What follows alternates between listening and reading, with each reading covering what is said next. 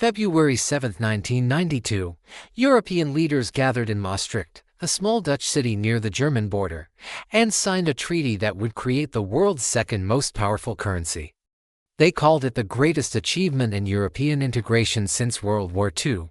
They promised it would bring prosperity, stability, and unity to the continent. Instead, it nearly tore Europe apart.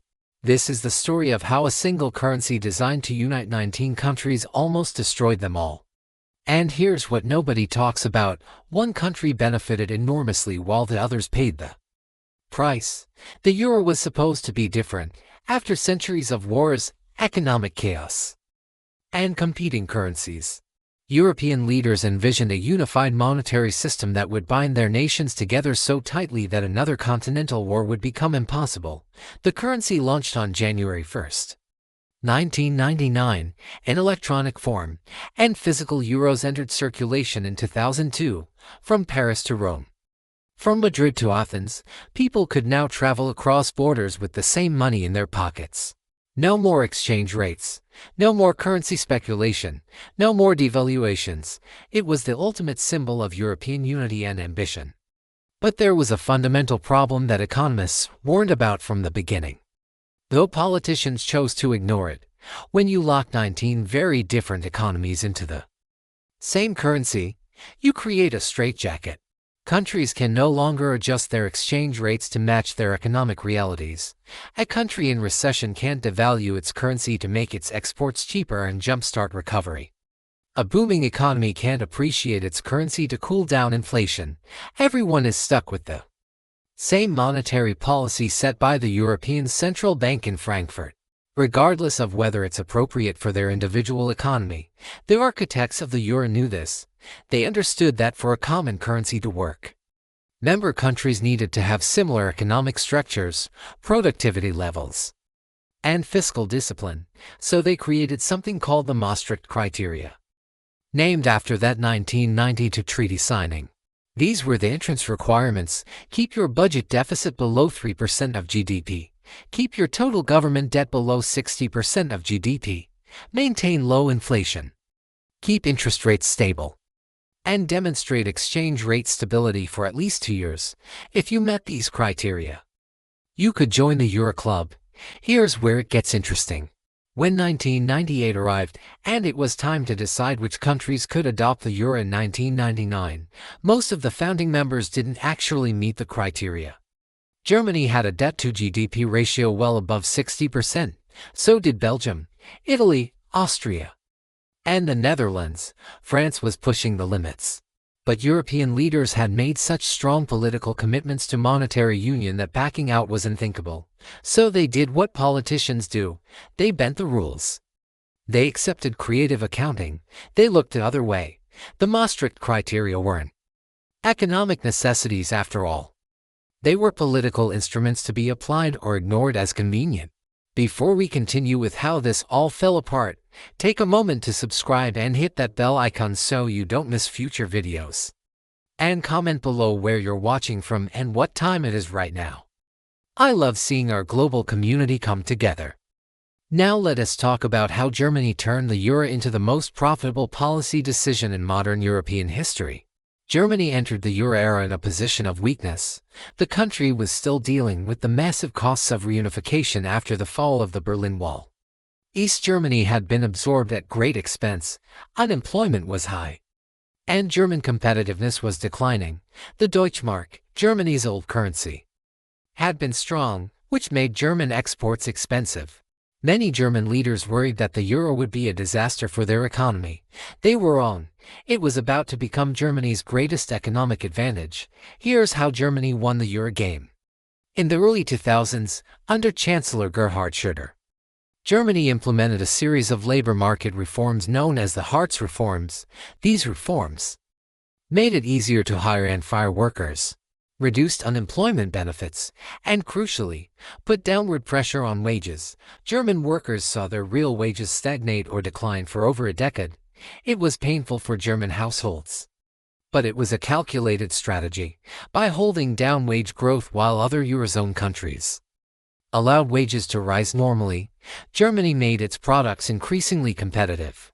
If Germany had still been using the Deutschmark, this strategy wouldn't have worked. As German productivity increased and costs stayed low, the Deutschmark would have appreciated, making German exports expensive again and neutralizing the competitive advantage. But Germany wasn't using the Deutschmark anymore, it was using the euro. And the euro's value was determined by the average economic conditions across all 19 member states, not just Germany's, because countries like Greece, Spain, Portugal, and Italy had weaker economies pulling the euro's value down. Germany got to export with a currency that was significantly undervalued relative to German productivity. The numbers tell the story. Between 2000 and 2015, Germany's current account surplus exploded from a deficit of 1.8% of GDP to a surplus of 8.6%. This was an unprecedented surge among advanced economies. German exports boomed. German manufacturers sold cars, machinery, and industrial equipment across Europe and around the world at prices that competitors couldn't match. The euro, which had been designed to create a level playing field, had instead given Germany an unfair advantage. Economists started calling it Germany's competitive devaluation in all but name. But every trade surplus in one country means a trade deficit somewhere else, and in the Eurozone, those deficits were piling up in southern Europe, Greece, Spain, Portugal, Italy, and Ireland. The countries that would later be grouped under the unfortunate acronym PIGS were importing German goods, financing their purchases with cheap credit that flooded in after they joined the euro. Banks and investors, believing that all Eurozone government bonds were basically the same, lent money to Greece at nearly the same interest rates as Germany. This was insane. Greece's economy was nothing like Germany's, but the euro created an illusion of safety. So money poured into southern Europe. In Spain and Ireland, it fueled massive real estate bubbles. In Greece, it financed government spending that the country couldn't afford. In Portugal and Italy, it masked underlying economic problems. Everyone was living beyond their means. But as long as credit kept flowing and the euro held strong, nobody worried too much about it. The party couldn't last forever. Someone would have to pay the bill. And when the music stopped in 2009, the bill came due for Greece first. October 2009. Greece elects a new government under Prime Minister George Papandreou, within weeks of taking office. His government makes a shocking announcement the previous administration had been lying about Greece's finances for years. The budget deficit wasn't around 5% of GDP as reported, it was actually over 12%. Greece had been cooking its books with the help of investment banks like Goldman Sachs, using complex derivatives to hide the true scale of government debt. The revelation sent shockwaves through European financial markets. Suddenly, investors realized that Greek government bonds weren't safe at all. They started dumping Greek debt. Interest rates on Greek bonds skyrocketed. By April 2010, credit rating agencies downgraded Greek bonds to junk status. This meant Greece was locked out of normal financial markets. The country couldn't borrow money to pay its bills or refinance its existing debt. On April 23, 2010, Prime Minister Papandreou did something that would have been unthinkable just months earlier. He formally requested an international bailout. Greece, a member of the Eurozone, a modern European democracy, needed to be rescued like a failing emerging market economy. The bailout negotiations revealed the brutal power dynamics within the Eurozone. Germany, as the largest economy and the country that would contribute the most money to any rescue package, was in charge. Chancellor Angela Merkel made it clear, if Greece wanted money, Greece would have to suffer. The terms of the bailout were draconian. On May 2, 2010, the European Union, European Central Bank, and International Monetary Fund, collectively known as the Troika, agreed to lend Greece 110 billion euros. In exchange, Greece had to implement severe austerity measures, massive spending cuts, tax increases, pension reforms, public sector layoffs, and privatization of state assets. The Greek people reacted with fury. On May 5, 2010, a nationwide strike turned violent. Protesters clashed with police in Athens. 3 people died when masked attackers firebombed a bank. It was the beginning of years of social unrest that would bring Greece to the brink of collapse. The austerity measures demanded by the Troika were supposed to restore confidence and allow Greece to return to growth. They did the opposite. When you slash government spending and raise taxes during a recession, you make the recession worse. Greek GDP began to shrink at an alarming rate. The Greek economy that had already been weak went into freefall. Unemployment exploded. By 2013, over a quarter of all Greek workers were jobless. Youth unemployment exceeded 60%. Thousands of businesses closed. Skilled workers emigrated in massive numbers, creating a brain drain. Suicide rates increased dramatically. Elderly people, seeing their pensions slashed and their savings evaporate, killed themselves in despair. A retired pharmacist shot himself near the Greek parliament in April 2012. Leaving a note saying he refused to scavenge for food in garbage bins, he became a symbol of the human cost of austerity. But the bailout wasn't really about saving Greece, it was about saving German and French banks, according to leaked documents from 2010. The IMF was fully aware that the Greek bailout program was primarily aimed at rescuing private European banks that had lent recklessly to Greece. Less than 5% of the bailout money actually went to the Greek government's budget. The vast majority went straight to paying off German and French banks that held Greek debt.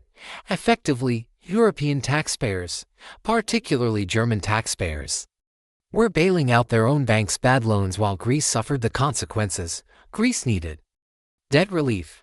Everyone knew it. The IMF said it repeatedly. Greek debt was unsustainable and could never be repaid in full, but Germany refused. Partly this was about politics. German Chancellor Merkel faced a domestic audience that was increasingly angry about bailing out what they saw as profligate Greeks. German tabloids ran headlines about lazy Greeks retiring early on German taxpayer money, conveniently ignoring that Greeks actually worked longer hours than Germans and that German banks had profited enormously from lending to Greece. But Germany also had an ideological position. Debt must be repaid, rules must be followed, and countries that overspend must be punished. The crisis spread. Ireland, which had its own banking crisis after a property bubble burst, received a $112 billion bailout in November 2010. Portugal, with its chronic deficits and slow growth, needed a $116 billion rescue in May 2011. Spain's banks, drowning in bad property loans, were effectively nationalized. By 2012, even Italy, the Eurozone's third-largest economy, was teetering on the edge. The European sovereign debt crisis had gone from a Greek problem to an existential threat to the entire currency union. In March 2012, Greece carried out the largest sovereign debt restructuring in history, forcing private bondholders to accept a 50% haircut on their Greek debt holdings. This wiped out €105 billion. But it wasn't enough. Greece needed a second bailout, then a third. Between 2010 and 2018, Greece received 3 separate rescue packages totaling €289 billion. The conditions attached to these bailouts dismantled the Greek social model. Public sector wages were cut by 20%. Pension payments were slashed repeatedly. Labor laws were gutted to make firing easier. State assets were sold off at fire sale prices. Greek economy shrank by 25% from 2008 to 2014, a decline comparable to the Great Depression in the United States during the 1930s. By 2015, the Greek people had had enough. In January, they elected Syriza, a left-wing party that had campaigned on a promise to tear up the austerity agreements. Prime Minister Alexis Tsipras tried to negotiate better terms with European leaders. He failed. On June 28, 2015, amid fears that Greece would crash out of the euro, the government imposed capital controls to prevent bank runs. Greeks were limited to withdrawing €60 per day from ATMs. Banks were closed for weeks.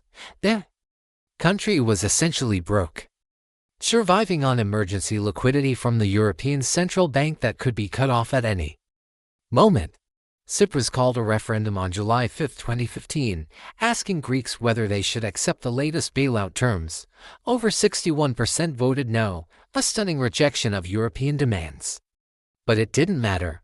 Within days, faced with the alternative of a complete economic collapse and potential exit from the euro, Tsipras capitulated. He accepted the third bailout with terms even harsher than what had been rejected in the referendum. Greece had no choice. Leaving the euro would have been catastrophic in the short term, potentially sending the country into even deeper chaos. The third bailout program, worth €86 billion over 3 years, was delivered in stages. It required Greece to meet specific targets for budget surpluses, implement more reforms, and accept continued supervision by European creditors.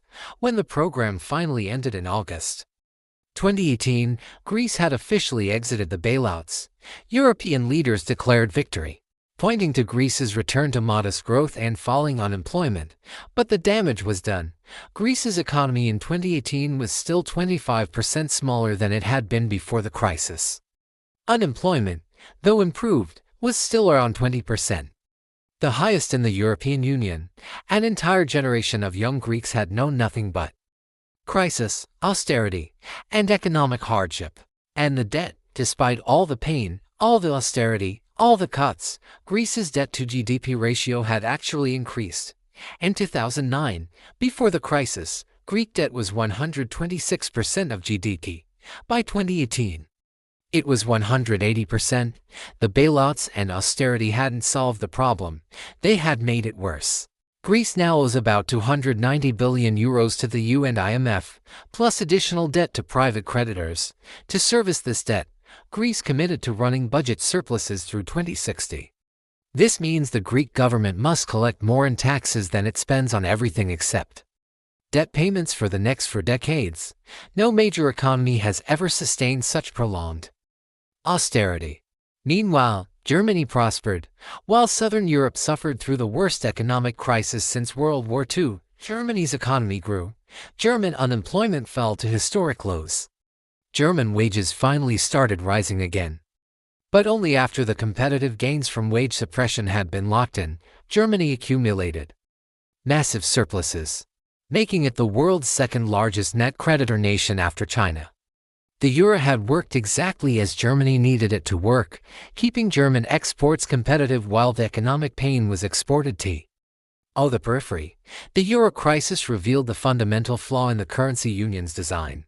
When you have a single currency without a single government, without fiscal transfers, and without the ability for individual countries to adjust their exchange rates, you create a system where economic shocks hit some members catastrophically while others benefit.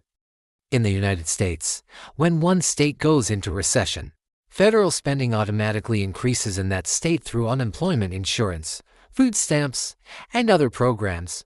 Money flows from prosperous states to struggling ones. This didn't exist in the Eurozone. When Greece collapsed, it was left to fend for itself, borrowing money at punitive rates with devastating conditions attached. The crisis also exposed the political reality of the Eurozone. Germany was in charge, and Germany's interests came first. The European Central Bank, modeled after the German Bundesbank, prioritized price stability and inflation control over employment and growth.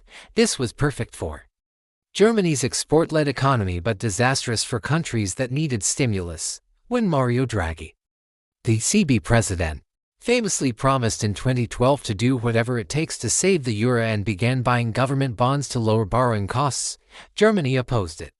German policymakers feared this would create inflation and encourage fiscal irresponsibility. They only accepted it when the alternative, Eurozone breakup, became too frightening to contemplate. Today, more than a decade after the crisis began, the Eurozone remains fragile. Greece has technically recovered, but its economy is permanently scarred.